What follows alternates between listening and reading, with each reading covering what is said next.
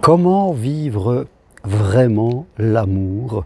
Voilà une question importante, mes amis, une question essentielle, parce que je crois que tout être humain cherche au fond de lui à vivre cet amour qui va le porter dans sa vie, qui va lui permettre d'être dans la confiance, confiance en soi, confiance en ses capacités, et foi entre une force supérieure qui nous guide, qui nous accompagne dans la vie. Vous voyez, l'amour, c'est vraiment ce sentiment, cette émotion qui va nous permettre de traverser la vie avec ses joies, avec ses peines, parfois avec ses épreuves, avec ses douleurs aussi, mais aussi avec ses réussites, avec ses moments de grande gaieté. La vie est ainsi. Et en tant qu'être humain, nous sommes, je dirais, préparés normalement, nous sommes armés pour traverser cette vie. Nos armes, qu'est-ce que sont nos armes? Nos armes pour traverser toutes les difficultés que nous aurons dans la vie, eh bien c'est la foi, c'est la confiance, c'est-à-dire c'est l'amour de nous-mêmes et des autres et de la vie. Il ne peut pas y avoir d'amour de soi sans amour des autres. Forcément, c'est impossible, cela ferme la porte. Alors oui, parfois dans nos vies, eh bien, nous n'avons pas reçu cet amour. L'amour, c'est, en fin de compte, c'est de l'acceptation totale. L'acceptation de qui je suis, dans mes forces et mes vulnérabilités. Parce que je suis un être humain, je ne suis pas que force. Je suis aussi vulnérabilité, fragilité, et c'est ça qui me rend beau, c'est-à-dire d'avancer dans la vie, telle une fleur, tel un roseau. Je sais m'adapter, je sais me pencher, mais je sais aussi me relever. Ça fait de moi quelqu'un qui est beau. C'est souvent la vulnérabilité qui nous rend beau.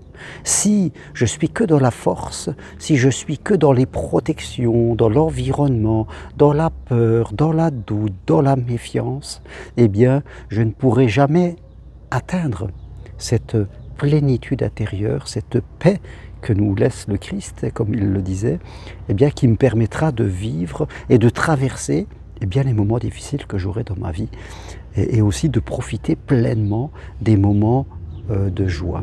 Alors, comment construire cet amour que je n'ai peut-être pas reçu pendant mon enfance, mon adolescence, parce que mes parents ne l'avaient pas. Nous vivons dans un monde, vous voyez, hein, c'est un monde basé sur l'ego, donc sur la comparaison entre l'autre et moi, sur chacun pour soi, sur la méfiance. Donc on a tendance à cacher nos vulnérabilités, et plus on cache nos vulnérabilités, et bien sûr, plus on va douter, plus on va briser cet amour. Donc c'est à nous de le construire.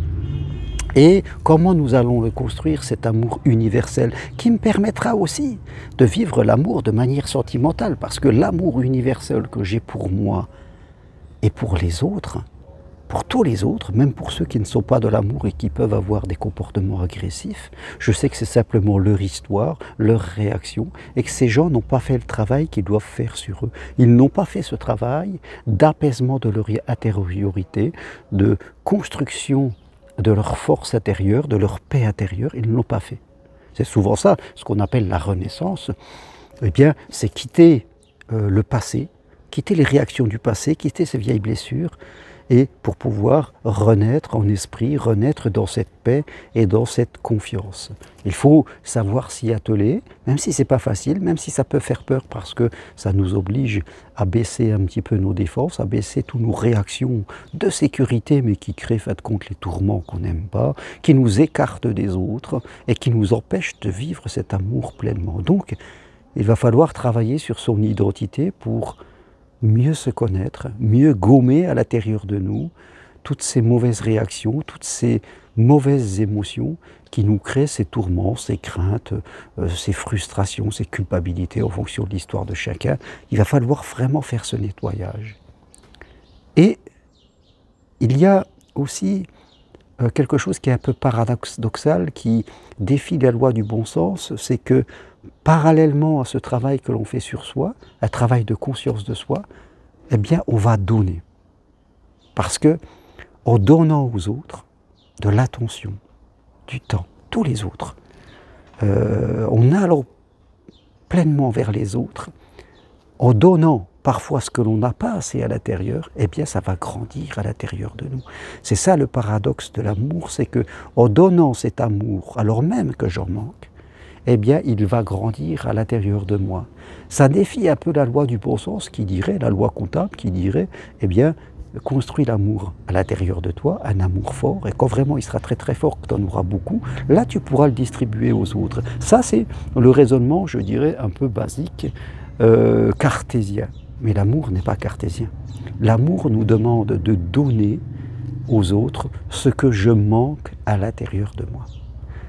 Alors au début, je vais donner par des petits gestes, par des attentions, je vais essayer de dépasser mes interprétations, mes comportements de retrait, de sécurité, je vais faire attention à ma parole, comment je parle, comment je juge les autres. Il va falloir que je fasse attention vraiment comment mes comportements, mes paroles, mes émotions. Quand j'ai une émotion, ben, je vais voir ce qu'il y a derrière, surtout si elle n'est pas agréable. Il va falloir que je travaille ce nettoyage et puis en même temps je donne, j'offre des moments, du temps, un regard, un sourire, je bois un café avec quelqu'un, je donne vraiment de l'attention, je valorise les autres. Et c'est en faisant cela que je vais nourrir cet amour à l'intérieur de moi, ce contentement. Et plus je vais faire ça, et à un moment vraiment, si je suis seul et qu'en plus de l'amour universel, je veux vivre l'amour à deux, eh bien je vais l'attirer de façon tout à fait naturelle, il va venir à moi parce que j'aurai glorifié l'amour. Je ne peux pas moi être dans la critique, dans la sécurité, et vouloir rencontrer quelqu'un qui va venir dans mes sécurités et qui va me tranquilliser. Voilà, ça serait très égoïste, très égocentré, et souvent ça ne marche pas. L'amour m'invite à élargir. Et en élargissant ça, en faisant ce chemin spirituel, là on est vraiment dans la spiritualité, eh bien en élargissant ce chemin avec les autres, eh bien l'amour va pouvoir me rejoindre de façon plus individuelle. Et là, je vais rencontrer une personne parce que cet amour, cette lumière va être à l'intérieur de moi. Mais au début, il faut que je rallume ma lumière intérieure, qui est enfermée, qui est éteinte, qui est dans une boîte, dans une maison, dans un mur, je dirais, et parce que c'est le mur des sécurités qui empêche ma lumière de grandir, parce que je crois que ma sécurité, je la fais reposer sur moi et non pas sur l'amour, sur la confiance et sur la foi. Voilà ce que je voulais partager avec vous aujourd'hui, où je suis à côté de Lourdes, parce que j'aime bien venir dans ces endroits très spirituels, parce que ça me recharge aussi. Il faut toujours se recharger comme un téléphone, et puis après on peut repartir dans la vie. On est OK, on est fort à l'intérieur de soi, mais c'est une force qui mélange, je dirais, la confiance, la foi, la vulnérabilité, la capacité.